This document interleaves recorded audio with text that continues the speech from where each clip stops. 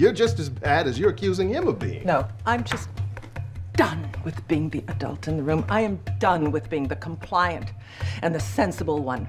It's Sunday Morning on CBS. And here again is Jane Pauley. Christine Baranski has fought the good fight on stage and television for some 50 years, and she shows no signs of letting up. Mo Rocca has our Sunday profile.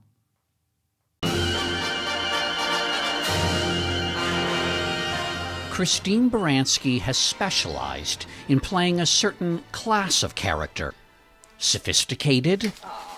Darling, I know. It's awful when a loved one is shopping impaired. Very smart. People I thought were saints, they weren't. That's why you don't go on instinct. Sage. My mother, your grandmother, was a Livingston of Livingston Manor, and they came to this city in 1674. You belong to old New York, my dear, and don't let anyone tell you different. Why do you think so often you've been cast as intellectual, sophisticated, high-status characters? Because I'm sophisticated and intellectual. There you go. Good. No. I don't know, it makes me laugh because when people really look up, Buffalo and the Buffalo Bills and where I come from. Yes, Baranski is a proud Buffalonian, the daughter of Virginia and Lucian Baranski, who grew up steeped in her family's Polish culture. My first memory of going to see live performers was when my father took me to see a Polish singing and dancing troupe, and they were named Śląsk. I must have been 7. And at the curtain call, I suddenly heard my father shouting, "Bravo!" And he actually was crying and shouting. It's my fondest memory of my father. And I think it may have been the beginning of my feeling for, wow, the performing arts, performers, that's a really special thing to be a performer. When Christine was 8 years old, her father died abruptly from an aortic aneurysm. She found comfort on Friday night visits to her grandparents' home. And while they were playing bingo, I was upstairs in my grandmother's bedroom playing every single role in South Pacific. I can do any role and any song. So Mary Martin, Izio Pinza, right? I can do Izio Pinza as well as Mary Martin. I can do Juanita Hall. Belly high. I can do it all. One dream in my heart. I'm as corny as Kansas. I know them all. Sometimes my grandfather would come upstairs and say, "The chandelier is shaking. Can you, stop?" Because you were putting on a Broadway show and you were just Yes. one person. No, not one person. There was a statue of the Virgin Mary because my grandmother was very religious. So I kind of played to the Virgin Mary. Right, and that's a very forgiving audience. Life centered around family and faith. I went to Catholic school for 12 years, 8 years of grammar school and then 4 years to an all-girls Catholic high school. What did going to an all-girls school do for you? I look back on it and I think it was great that I did it. I was actually president of my class for 4 years in a row. I did things that I might have been shy doing it if I was in a school with guys. And then of course, once I started doing plays, I was the lead in these plays. And then my senior class play was Mame. Yes. You can imagine. And you played? I played Mame. And in 1970, Baranski applied to New York City's prestigious Juilliard School to study drama. I'm curious, what did the teenage pre-Juilliard Christine Baranski sound like? I sounded kind of like a girl from the Midwest. This is the way I sounded when I entered Juilliard. I had hard R's, which they said I had to get rid of my hard R's.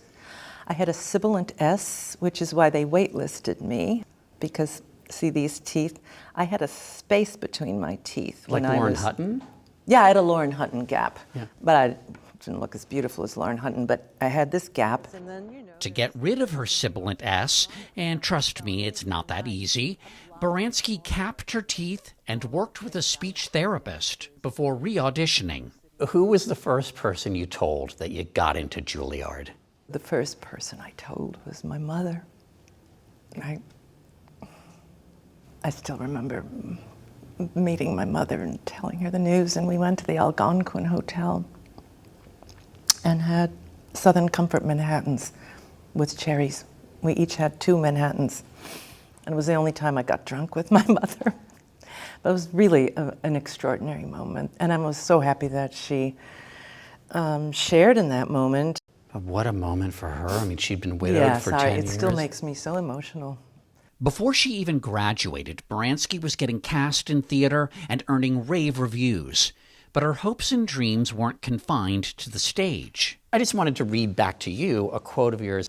I was in my early 30s, and I remember actually praying that I would meet a man because I was ready to have children. I remember coming back home. I was visiting my mother and Nana, and I remember going to my high school, and there was a grotto with the statue of the Virgin Mary. And I remember saying a prayer. My prayer was that I would meet someone with whom to have children and get married. Within a day, she got a call about an off-Broadway role opposite actor Matthew Coles, known for playing pimp Billy Clyde Tuggle on the soap opera All My Children. Billy Clyde Tuggle, you did it again. Yes, sir. I mean, what am I doing here messing around waiting for Mr. Chandler when I can use his wife as a shield? One night he asked me if I wanted to ride home on his motorcycle, and I'm not even comfortable in cars, but he was such an exotic character. He was unlike anybody I'd ever met, with the shaggy blonde hair and the unfiltered Mexican cigarette and the odd way he had of talking. And anyway, I got on the back of that bike. Were you scared? Yes, I was scared. And I remember saying to him, Matthew, I'm scared. And he said, so am I. That motorcycle, named Lucifer, was in attendance when the two wed in 1983. And he drove me away from the little church where we got married, and I was side saddle on Lucifer in my long wedding gown. And there was a little bit of motorcycle, there was a black stain, so I never had the gown clean because I wanted to keep that black stain. Of course you didn't have that cleaned. No, I still have the dress, yeah. The next year, 1984, was a very good year for Baranski. She was expecting her first of 2 daughters with Coles and won her first of 2 Tony Awards. That whole year was just, whoa, who has a year like that? It was James Lapine, it was Mike Nichols, it was Tom Stoppard, it was Stephen Sondheim. What an embarrassment of riches, huh? George Orwell had it wrong. 1984 was a great year. I mean, everything great happened. That's very funny. We do not move in the same circles. Mama, you are incorrigible. I take that as the highest praise. And almost 40 years later, the great parts haven't stopped coming. Money isn't everything, Agnes. Baranski will next appear as Agnes Van Ryn in The Gilded Age, created by Julian Fellows of Downton Abbey fame. I was so happy to get that role. I thought corsets, wigs, dialect, coaching sessions. And the role, of course, she's quite regal. So, you know, there's nothing like playing a snob as written by Julian Fellows. What could be better at this point? You're bigger than you've ever been. Did you say bigger? Yeah, not physically, like bigger as in. Well, let me put it, I don't know if I'm bigger, but I'm busier. Yeah. It's amazing. It's just amazing. I want to give hope. I didn't get to be a leading lady in a musical until I was in my 50s. And then in my mid-50s, I was offered The Good Wife, and now, to my amazement, I'm on The Good Fight and The Gilded Age. And I'm about to turn 70. She's also a grandmother of 3 boys, the first born shortly before the death of Matthew Coles in 2014. It continues to be a rich life for Christine Baranski on and off the stage. There's a lot to be said for just being clear about what you want, perhaps. Not that I have any formula. I don't want to preach and say I know how to do it. I don't. But I did have a lot of answered prayers in my life.